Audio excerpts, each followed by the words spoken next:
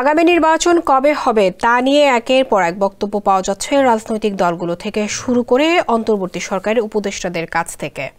British পার্লামেন্টের house of লর্ডসের এক সেমিনারে অংশ নিয়ে নৌ পরিবহন উপদেষ্টা অবসরপ্রাপ্ত brigadier general M Sakhawat Hossain বলেছিলেন 2026 সালের মাঝামাঝিতে জাতীয় সংসদ নির্বাচন হতে পারে।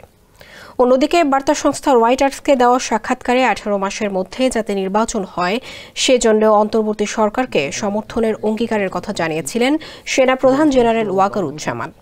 তবে গত 24 নভেম্বর প্রধান উপদেষ্টার প্রেস উইং থেকে জানানো হয়েছে আগামী নির্বাচন কবে হবে তা প্রধান উপদেষ্টার পক্ষ থেকে ঘোষণা দেওয়া হবে। এ নিয়ে বাকি যারা কথা বলছেন সেগুলো তাদের ব্যক্তিগত মতামত।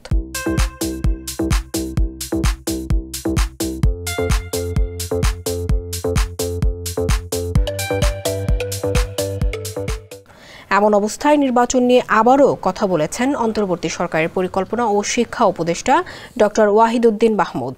অন্তর্বর্তী সরকার হচ্ছে স্বল্প সময়ের সরকার, ফলে দেশের বর্তমান পরিস্থিতিতে এই সরকারের পক্ষে উচ্চ আয়ের দেশে নিয়ে যাওয়া সম্ভব না।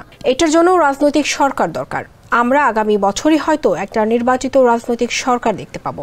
শনিবার বিআইডিএস এর 4 দিনব্যাপী বার্ষিক সম্মেলনে প্রধান অতিথির বক্তব্য রাখেন ডক্টর ওয়াহিদুদ্দিন।